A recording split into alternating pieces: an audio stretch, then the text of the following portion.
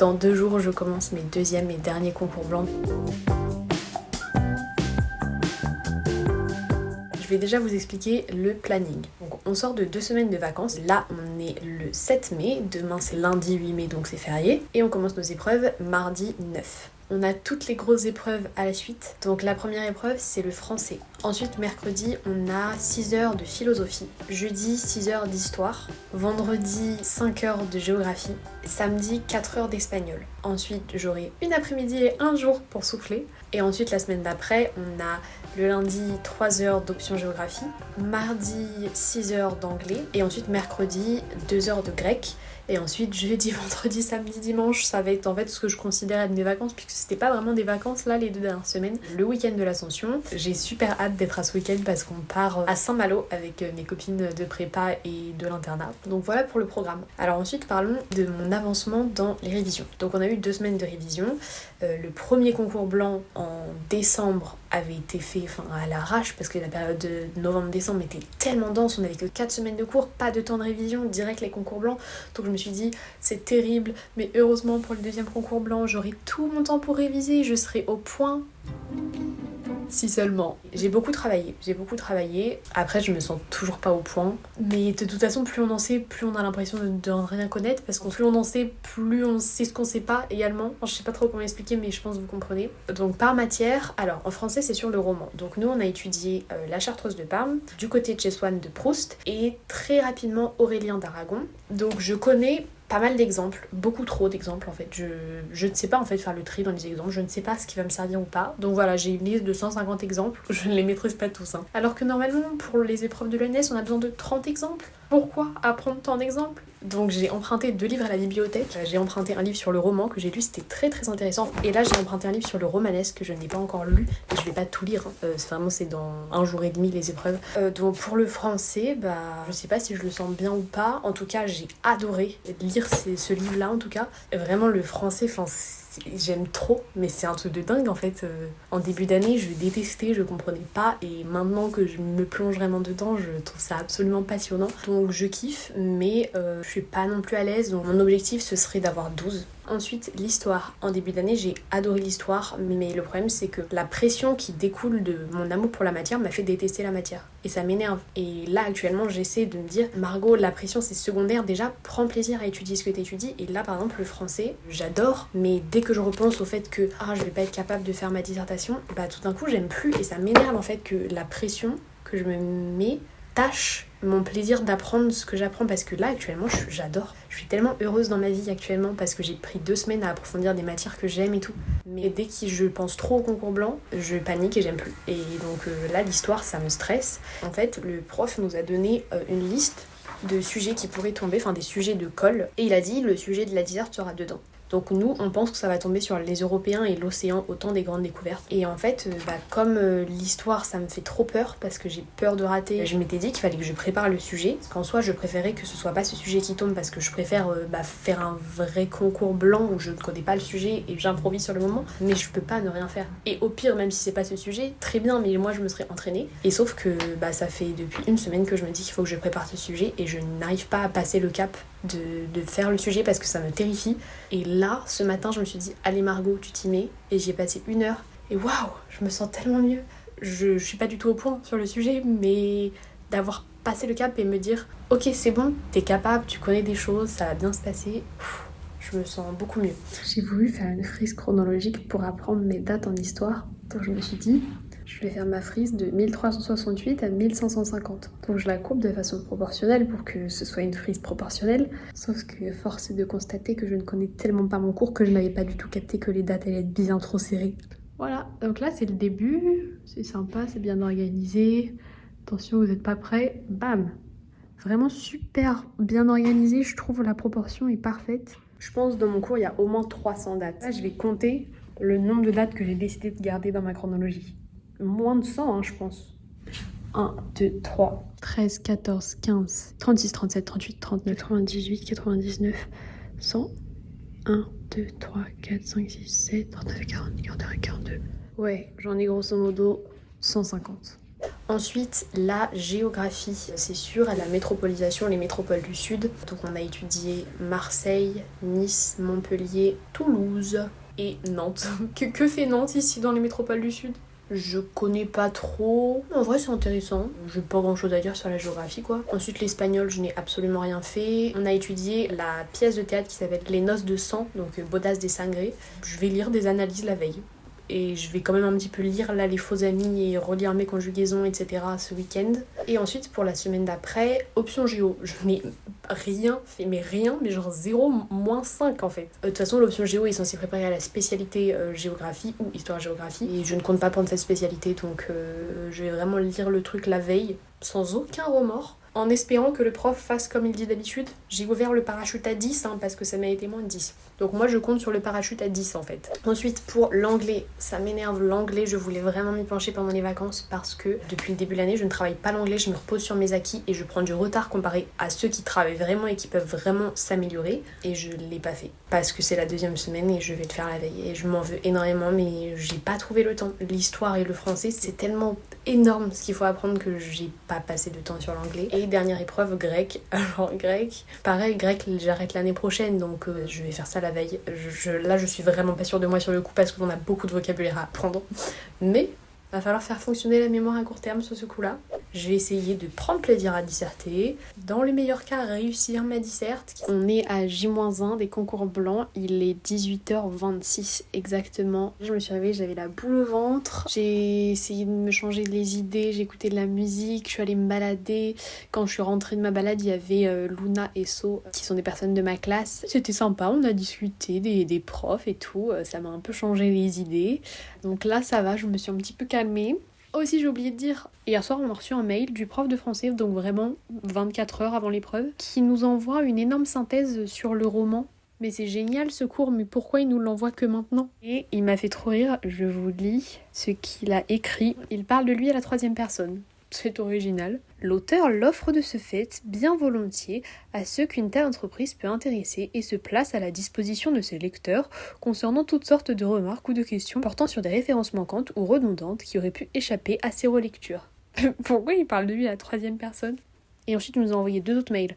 Un qui nous a dit « Chers tous, j'espère que cette fin de vacances se passe au mieux et que vous avez pu réviser tranquillement toutefois en compagnie de Stendhal, Proust, Aragon et autres créateurs de romans. J'ai choisi le sujet qui sera difficile.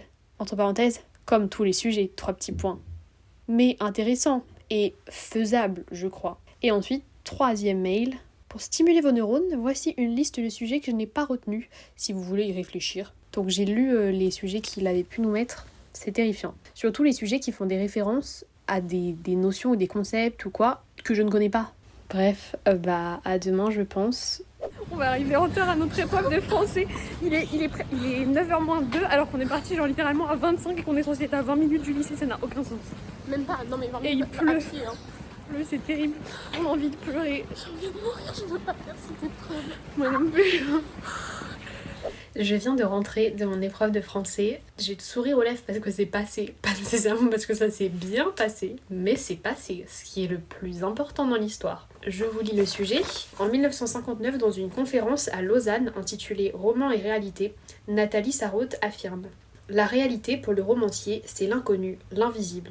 C'est ce qui lui semble être le premier, le seul à voir. Ce qui ne se laisse pas exprimer par les formes connues et déjà utilisées, mais ce qui exige, pour se révéler, un nouveau mode d'expression, de nouvelles formes. Donc, pour une fois, c'est une citation simple à comprendre. Je pense avoir bien analysé la citation et j'avais plein d'idées, sauf que à chaque fois, j'ai toujours plein d'idées mais je ne sais pas comment les organiser. Et donc à chaque fois, je galère à trouver ma deuxième partie parce que je suis toujours super d'accord avec les critiques parce que bien sûr que c'est pertinent, sinon on ne la mettrait pas. Donc je trouve pas d'autres axes pour critiquer entre guillemets ou trouver les limites de leurs propos. Et ensuite, dans la troisième partie, je me fatigue, c'est toujours en mode finalement, le roman crée un monde, il permet d'échapper à la finitude de la condition humaine. Genre vraiment ça me... Et en plus c'est toujours au moment où t'écris ta troisième partie que tu te dis mince mais j'aurais dû parler de ça dans la première partie et c'est trop tard, c'est fait. Donc voilà, Mon mot de conclusion, c'est trop tard, c'est fait. Alors, en soi, est-ce que j'aurais pu mieux me préparer? Non, je pense que j'étais bien préparée. J'ai quand même donné des exemples. Je suis pas contente de ma réflexion, mais ça va se faire avec les entraînements, quoi. Je pense quand même que mon introduction, elle est plus longue que d'habitude et elle est peut-être mieux que d'habitude. Parce que là, j'ai plus passé de temps à analyser le propos, etc., que je fais moins habituellement. Donc là, il est 15h47. J'ai vraiment faim, donc je vais aller manger. Et après, je pense que je vais faire la sieste. En fait, je suis pas encore fatiguée, mais je sais que au premier concours blanc, au début on ressent pas la fatigue et bam, elle te tape dans la tête comme ça et après tu ne peux plus récupérer. Donc je me dis, je vais essayer de contrecarrer la fatigue et de me reposer avant de ressentir la fatigue, vous voyez? Parce que quand même 6 heures de concentration, c'est beaucoup je trouve.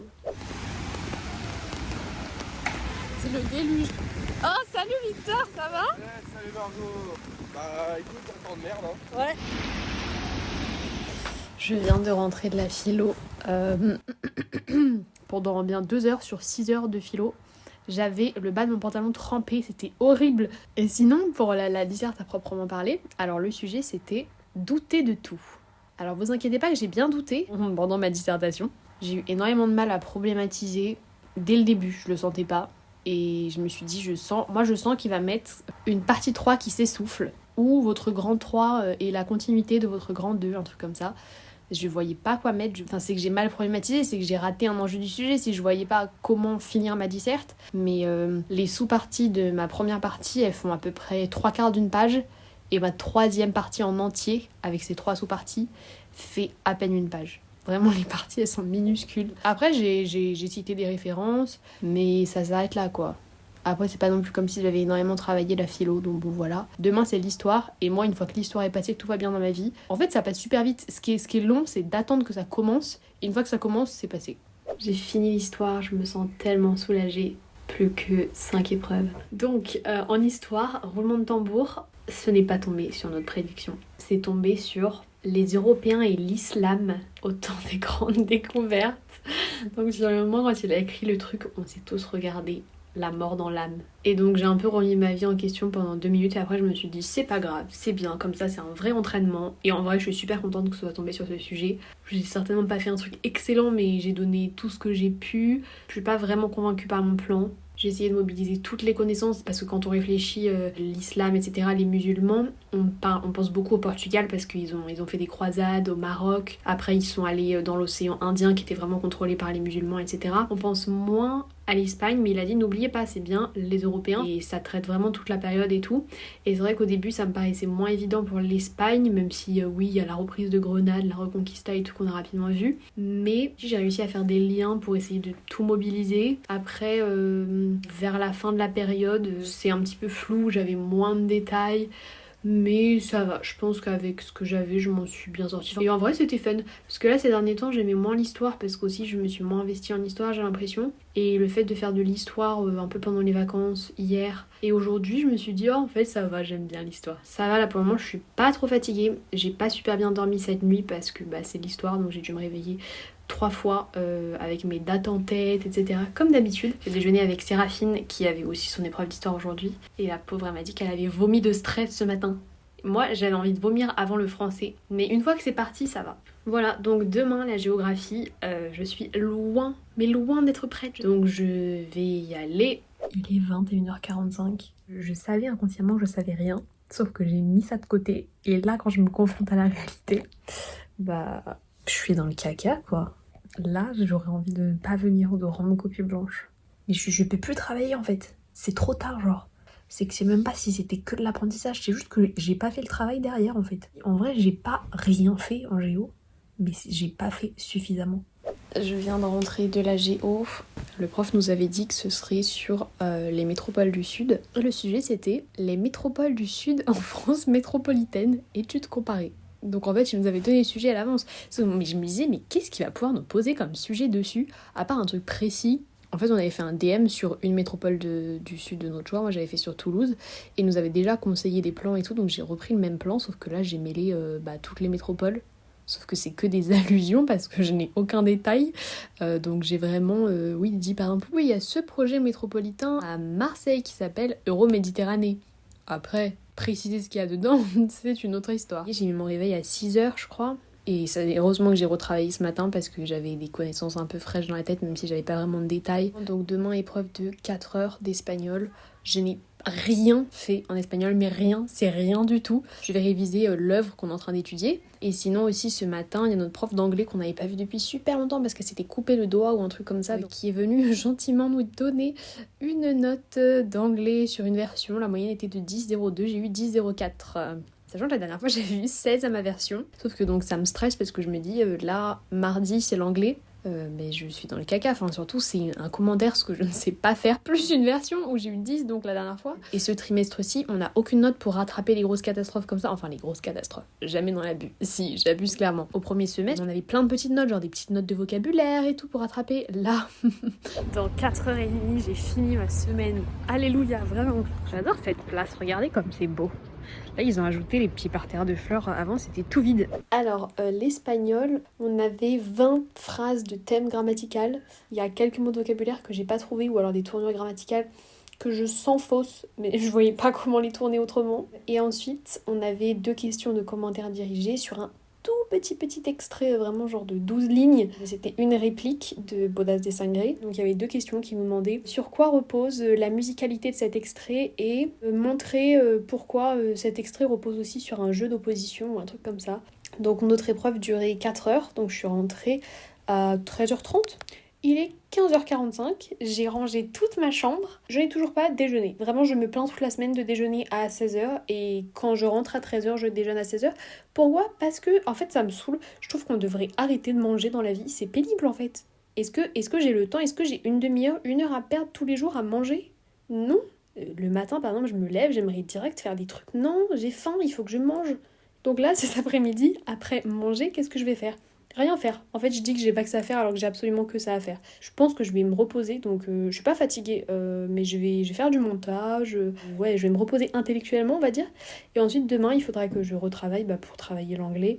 C'est bon, j'ai fini la géographie. Il me reste plus que anglais et grec. Wouhou. Alors, comment ça s'est passé la géographie ? Je me suis rappelé pourquoi je ne voulais également pas prendre la spécialité histoire-géographie, puisque c'est terrible de faire une épreuve en 3 heures. Non mais 3 heures. À quel moment les gens se sont dit on va faire un commentaire de carte en 3 heures ?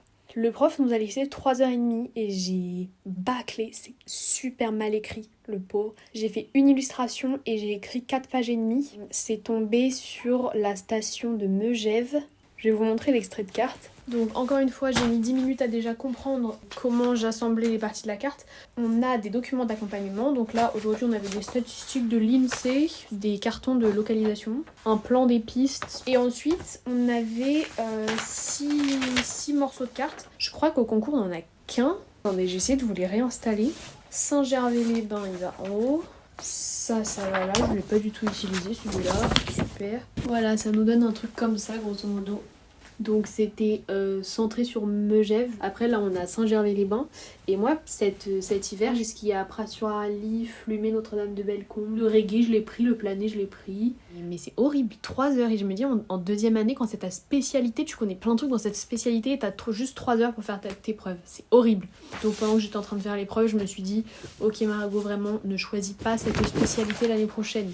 À la limite 3 heures en histoire.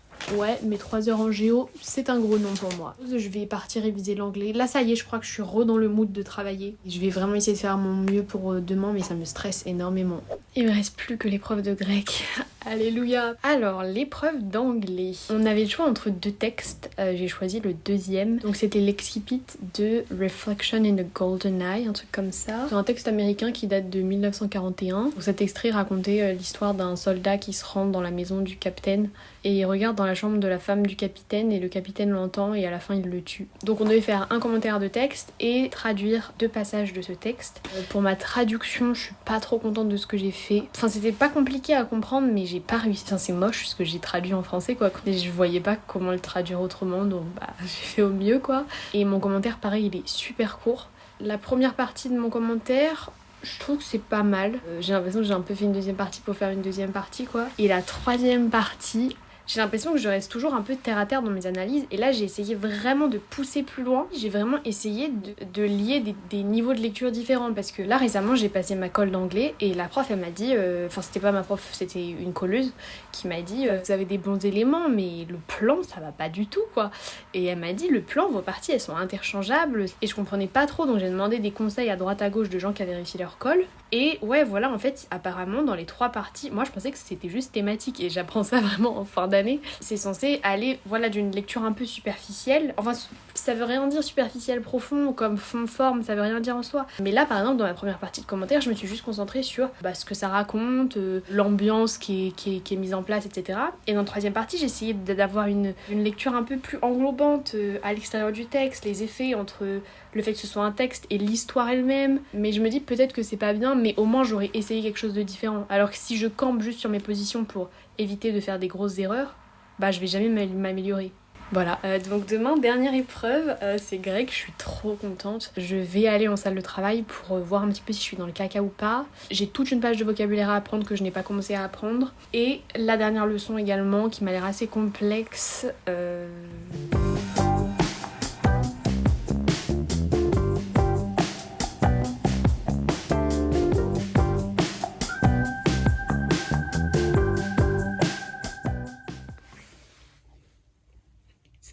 Work.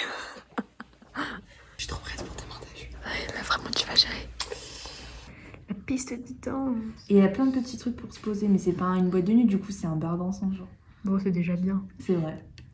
Et là, il faut faire le tour, comme ça, hop, vous allez voir les mecs sur les fauteuils. Qui vont pas y avoir. Ça s'appelle le 109. Ok, d'accord. Merci franchement pour cette... Ah, ça va. Il est 23h10. Dans 5 minutes, je me fais dégager des salles de travail. Je suis toute seule. Il n'y a plus personne dans aucune salle de travail. En fait, je suis un peu dans le caca. Le vocabulaire, ça commence à rentrer. Mais en fait, j'avais oublié que j'avais toute une leçon de grammaire que je ne connaissais pas du tout. Du coup, là, je suis en train de faire des phrases. Vraiment, je suis bête. J'ai passé 3 heures à faire des révisions au lieu d'apprendre ce que je ne connaissais pas. Alors que les révisions, c'était juste des révisions, je les connaissais déjà. MDR. Ce matin, je me suis réveillée plus tôt pour faire des phrases d'entraînement de grec. J'ai faux absolument toutes les phrases de la leçon 8. Je peux traduire mot pour mot. Trouver le sens, c'est une autre histoire. Je sais pas comment je vais faire. J'espère qu'elle va mettre des phrases qu'on a déjà faites parce que donc, je les ai revues. J'ai pas été capable de les refaire, mais je serai capable maintenant puisque j'ai la traduction dans la tête. Le concours blanc de l'année est fini. Ah, je suis tellement heureuse. Tellement heureuse, c'était nul, c'était relou. Moi j'adore la prépa, sauf quand il s'agit de faire des évals en fait. Même si c'est la base et que s'il n'y avait pas d'éval, j'apprendrais pas et donc ce serait moins épanouissant. Non mais j'arrive pas, là on a fini. Le truc de l'année est fini. Je crois qu'il va peut-être me rester, 2 DS et 3 cols. Donc sinon le concours blanc de grec, c'était beaucoup plus difficile que d'habitude. Je pense que je peux viser 15, mais y a un truc, personne n'a compris comment fallait traduire. Un mot, si on le traduisait avec la traduction que la prof nous avait donnée, ça n'avait aucun sens la phrase, c'était moche, c'était laid, c'était pas français. Donc j'ai essayé de le tourner d'une façon à ce que ça fasse sens, mais je suis vraiment pas sûre de moi. Il fait super beau là, je suis vraiment trop heureuse, j'ai l'impression de renaître. Je vais mettre la musique à fond, je vais ranger ma chambre, faire le ménage, faire mon linge, préparer ma valise pour partir à Saint-Malo et c'est parti quoi. Là c'est enfin les vacances et qu'on mérite tellement. En plus vraiment les vacances méritées, elles ont une saveur différente. Tout le monde était de bonne humeur dans la cour au soleil, c'était trop bien. Bon bah voilà, ma prochaine vidéo sera sur nos vacances à Saint-Malo. J'ai hâte qu'on va quand même un petit peu travailler. Il faut pas non plus abuser. J'ai quand même une colle d'histoire la semaine prochaine, mais je me sens quand même très très légère. J'espère que cette vidéo vous aura plu. Je vous dis à très bientôt pour une vidéo bien plus excitante que celle-là.